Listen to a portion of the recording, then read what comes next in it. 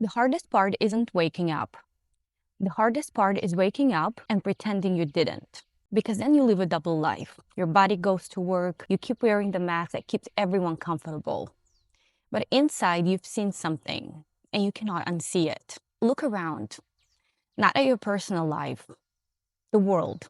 Conflicts multiplying, children paying the price, and we're supposed to just what? Go back to emails like nothing's happening? Back to pretending that everything is normal, even if we know it isn't. And if you're watching this, there is a good chance you recognize the feeling. Maybe your awakening came after something that has completely shattered you. Not one event, but a series of them. Maybe a catalytic connection, or maybe even an internal crisis like illness, burnout, or maybe you didn't wake up. Maybe you've been this way since childhood. The kid with the perception that was too sharp, who could sense the room change, not temperature, but energy. The kid who would say one honest sentence that would make adults react with anger as if you exposed something. Others had moments that made them question reality entirely. Dreams that feel more real than waking life, and coincidences so precise that they made you question everything. What do you do with something like that? Especially in a world that only acknowledges what can be proved and measured. So you did what most intuitive and sensitive souls learn to do very early. You suppressed it, you intellectualized it, you kept editing yourself for decades. You often build a life around what was acceptable, not around what was true. And your heart really knows when something is off, even if your brain is trying to be reasonable. And then the waves begin, the waves of remembrance. Because awakening is rarely one moment. It is not just a single light switch. For most people, it comes in cycles, like the ocean. A wave hits and something cracks open, and suddenly you start seeing the patterns you haven't noticed before. You start seeing people's coping mechanisms like an X-ray. You can see how systems reward people who stay quiet, productive, and agreeable, even when something is clearly wrong. You can see how fear gets monetized and how distractions get normalized. But sometimes that grief doesn't come from the world. Sometimes it actually comes from you. Because you can finally see with brutal clarity that there was never something wrong with you. You just bent yourself and negotiated the pieces of your truth to belong, to survive, to be chosen, and to be safe. And seeing this clearly is painful. And one of the signs you're waking up is that your old life starts collapsing because you're outgrowing it. You might lose friends without a big fight because you can't keep pretending. You may feel like your job became unbearable because you cannot unsee the incentives behind it. And you may realize that you have built your entire personality around survival, approval, and validation. And sometimes awakening may look like you not being able to tolerate performative relationships. Your body also starts rejecting environments that used to feel fine. You stop being able to lie to yourself without getting physically sick. And you start craving truth the same way you used to crave comfort. And this change is not dramatic, but once it starts, it doesn't really allow you to go back. The real pain isn't saying the truth. The real pain is saying the truth and pretending like you don't, because then you belong nowhere. You don't fully belong with the asleep world, the world of just work hard, stay positive, don't think too much. But you also have not fully stepped into the life that your awakening is asking of you. So you kind of live in the middle, too awake to be comfortable, but too afraid to be seen. And that's where the real torment happens, because you start splitting yourself. One version of you learns how to function in this world, and the other version of you knows exactly what is wrong with it. And living split like that is a slow form of self-erasure. That's why being awake can feel like being the only sober person at the party where everyone else is drunk, and they keep insisting that you are actually the one who had too much. Everyone is laughing, performing, chasing, numbing, coping in any possible way. And you're standing there looking at everything that's happening, thinking, Are we really going to pretend like all of this is normal? And then something even scarier happens. You realize that you're not just watching the party, you're actually in it. And once you wake up, you start noticing how aggressively this reality is being curated by the algorithm that reward outrage over truth and culture that sells insecurity as identity. The systems that keep you busy enough so you don't have time to ask real questions. And if you're constantly exhausted, distracted, and triggered, you don't really have time and bandwidth to become conscious. An awake person is dangerous because they're very hard to control and manipulate. These people don't really buy things to fill holes.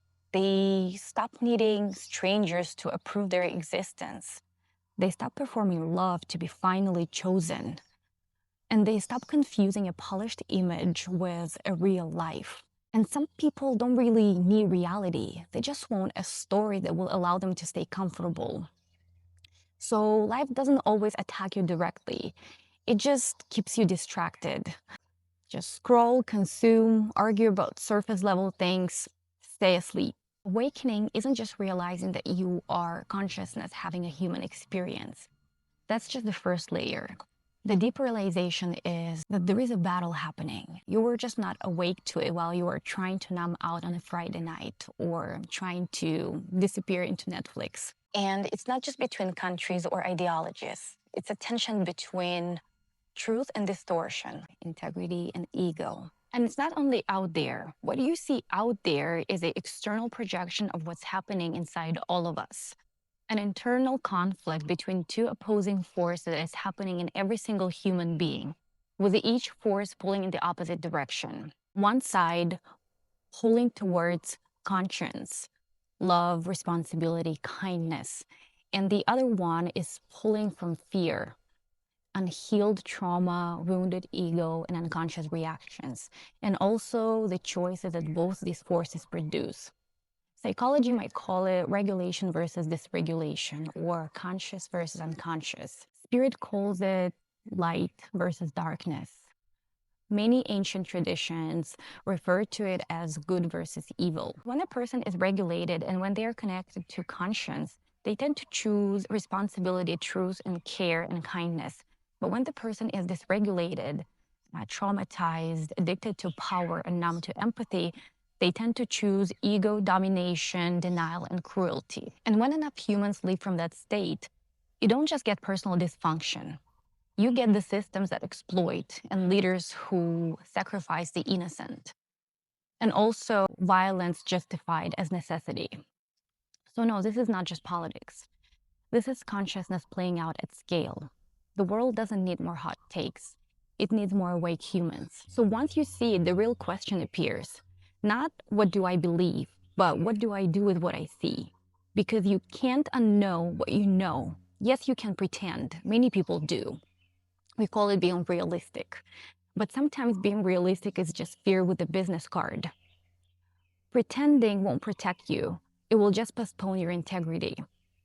And at some point, your soul stops negotiating. If you recognize yourself in this, you have a decision to make. Do you keep pretending like you don't see anything because safety feels more urgent than truth? Do you actually acknowledge what you see and you choose to build a quiet, conscious life outside of these loud systems, maybe raising your children differently, and maybe you choose to become a guiding force in your community? Or do you choose to step away completely and live like a hermit away from others? Or maybe you choose to speak, because it's not about being loud, it's about being useful. Using your gifts to serve others, to connect other people, to create spaces where truth can be shared safely. Raising the frequency of your circle. And it is personal, and yes, it is heavy. And many of you have felt this weight for years, even decades. It's a pressure that feels like I feel responsibility for something I cannot fully name yet.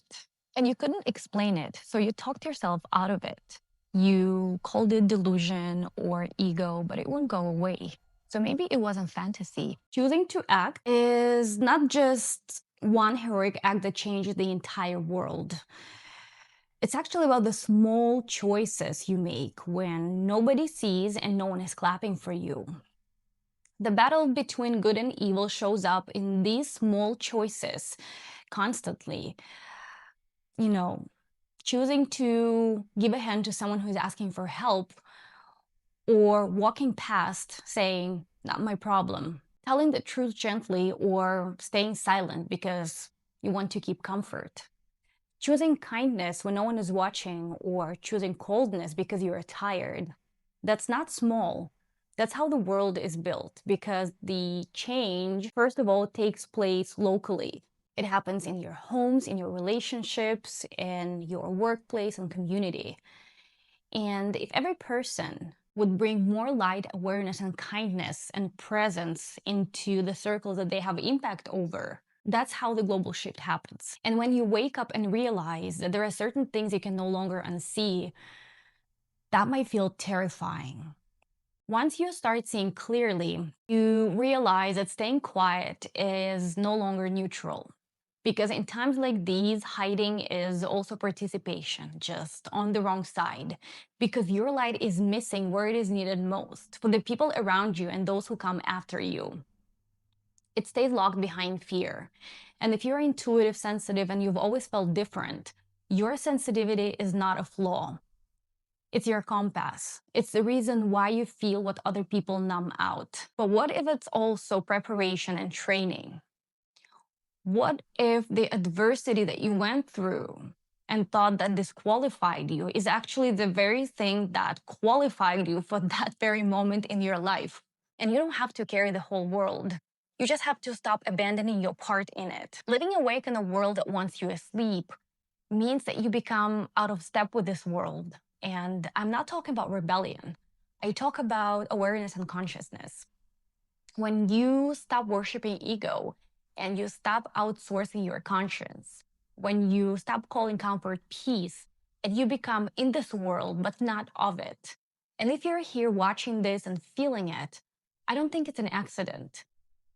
I think high chances are that you might feel the pull of responsibility that's much bigger than your own life. And if that's the case, I will leave you with a real question. What are you going to do with what you know and what you see? Because the world doesn't change when all of us wake up at the same time. The world changes when enough of us stop hiding and choose the light, even when it's inconvenient, uncomfortable, and no one is watching.